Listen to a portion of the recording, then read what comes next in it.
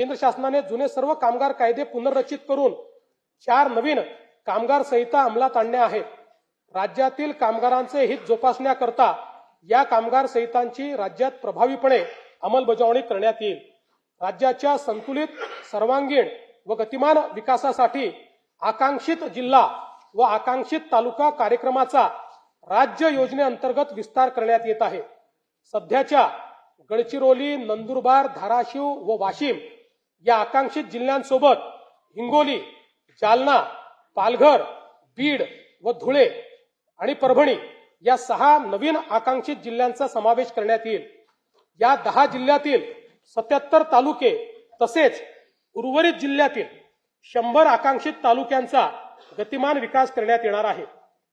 सिंधुदुर्ग व रत्नागिरी या दोन जिल्ह्यांच्या सर्वांकष विकासासाठी सिंधुरत्न समृद्धी योजना सन 2024-25 पर्यंत 3 वर्षासाठी राबविण्यात आली होती।